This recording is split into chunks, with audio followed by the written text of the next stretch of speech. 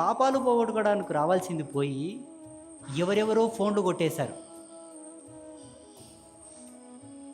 ఎంతవరకు సమంజసం ఇది? అంటే దొంగతనం చేయడానికి ఇది ఆ ప్లేసు? సినిమా థియేటర్లు లేవా? బస్ స్టాండ్లు లేవా? రైల్వే స్టేషన్లు లేవా?